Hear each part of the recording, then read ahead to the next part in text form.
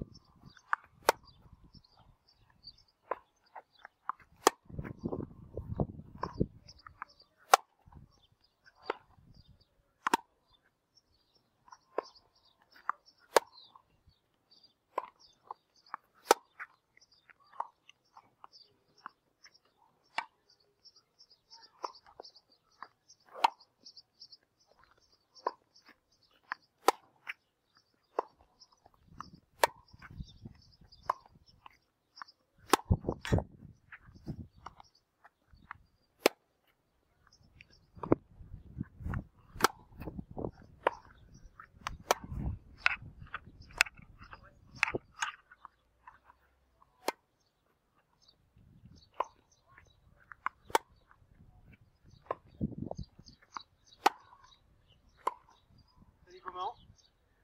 Elle est bonne?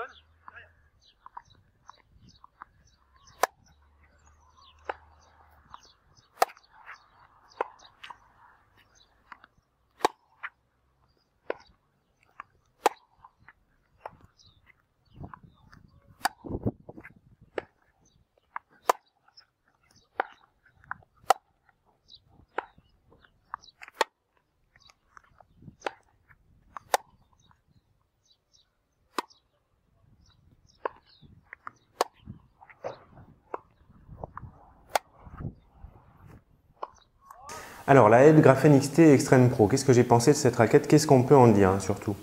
Donc, caractéristiques techniques. La raquette elle fait 315 grammes non cordée, 315 grammes d'entrée.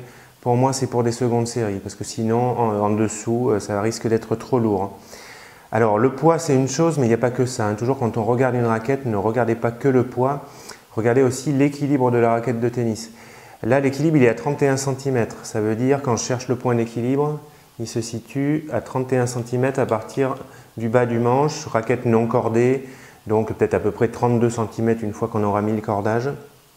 Si vous êtes seconde série, début de seconde série, que vous êtes habitué à jouer avec des raquettes de sous 305 grammes à peu près, vous allez peut-être vous dire 315 grammes, ça fait lourd. Moi je vous conseille quand même de la tester parce qu'une raquette qui fait 315 grammes, qui est équilibrée en manche, finalement on a l'impression qu'elle est assez légère. Moi c'est l'impression que j'ai eue avec cette raquette. Je sens pas qu'elle fait, enfin en tout cas je ne l'ai pas trouvée lourde, il n'y a pas de poids en tête, donc la raquette elle est maniable. Dès le début de la seconde série, vous pouvez la tester cette raquette. Forme de tamis assez arrondi, c'est un tamis de 645 cm², c'est du moyen tamis assez grand, donc avec une forme arrondie. Forme de tamis arrondie, c'est intéressant parce que ça tolère les erreurs de centrage et c'est intéressant si vous avez un jeu lifté. Si vous liftez, vous frottez la balle avec un impact qui se fait dans ce sens et donc plus la raquette, il y a de la place comme ça dans ce sens, moins vous risquez de boiser avec le bas du cadre quand vous remontez la raquette comme ça pour frapper la balle. Donc tamis arrondi, confort de jeu, intéressant pour les lifters. Ensuite, alors le plan de cordage de la raquette c'est du 16 par 19, je vérifie quand même. 16 par 19, ça c'est polyvalent. Donc ça va donner un bon mélange puissance-contrôle. C'est pas hyper orienté contrôle, mais c'est normal parce que ça c'est une raquette qui est quand même faite plutôt pour lifter, pour avoir de la puissance et pour lifter. Donc 16 par 19. Le profilé de la raquette, donc le profilé n'est pas le même. Le profilé c'est la largeur du cadre. Il n'est pas le même sur toute la hauteur de la raquette. Le profilé il fait 23, 26, 24. Ce qui fait que le profilé va varier comme ça. Et il va faire 26 mm ici, à l'endroit, à la hauteur de la zone d'impact. Donc ça, c'est pas fait au hasard, hein. Le profilé, il est le plus large ici pour donner de la stabilité à la raquette. La stabilité, c'est quand vous allez taper la balle un petit peu en haut ou un petit peu en bas. Une raquette qui n'est pas stable, elle va avoir tendance à bouger comme ça. Si vous tapez, si vous décentrez, si vous tapez avec le haut et le bas. Et une raquette qui est stable, même si on décentre un petit peu en haut et en bas, elle ne va pas trop faire ce mouvement comme ça, elle va rester assez stable. Donc ça aide à ça, ce profilé qui est plus important au niveau de la hauteur de la zone d'impact. Ça c'est intéressant, c'est toujours bon d'avoir une raquette stable quand on reçoit des frappes puissantes. La raquette va rester stable, elle ne va pas trop bouger. Voilà. Donc ça, c'est pour le profilé de la raquette, hein, c'est toujours une caractéristique importante. Alors moi, quand j'ai testé la raquette, je me suis dit 26 mm, ça commence à faire beaucoup, 26. Là, moi, j'avais peur de manquer de contrôle avec cette raquette. En fait, j'ai quand même été surpris, j'avais quand même, on va dire, un bon contrôle. Alors moi, personnellement, je manquais de contrôle avec cette raquette. Moi, je joue à peu près 5-6 en ce moment. Mais j'ai un coup droit lifté, donc en coup droit, je n'ai pas été gêné parce que je mets du lift, ça me donne de la sécurité, je recouvre la balle, donc on va dire qu'en coup droit, ça allait, moi j'ai bien aimé. Par contre, j'ai un revers qui est moins lifté que mon coup droit, et en revers, je manquais un petit peu de contrôle parce que je frappe fort à plat. Donc moi, personnellement, il me faudrait une raquette qui donne plus de contrôle. Mais si vous ne frappez pas trop fort, si vous jouez à plat et que vous ne frappez pas trop fort, c'est une raquette qui est agréable à jouer, ça peut convenir. Si vous frappez fort à plat, il faut choisir une raquette qui va vous donner plus de contrôle. Voilà.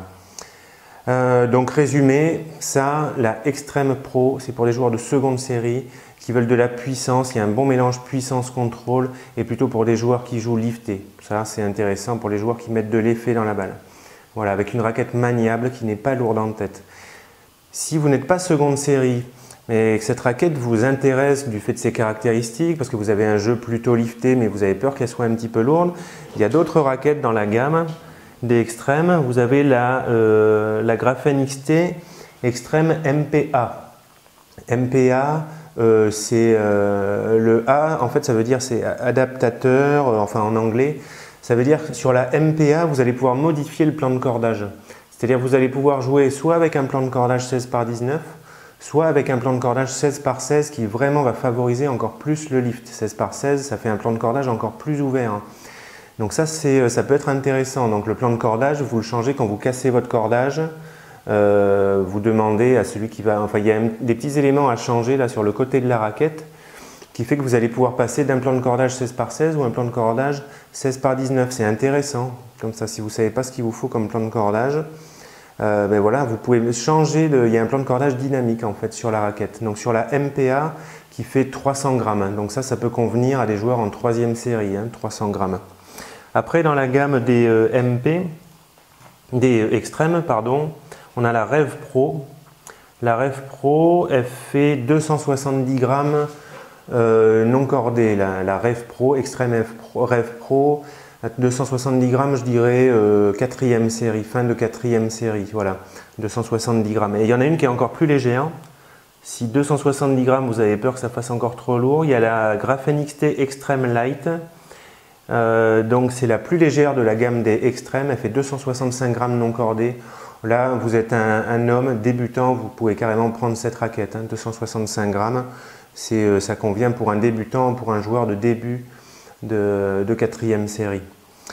Voilà, bon, on a vu un petit peu, on a fait le tour pour la Extreme Pro et puis en même temps, je vous ai présenté rapidement les autres raquettes de la gamme des Edge Extreme.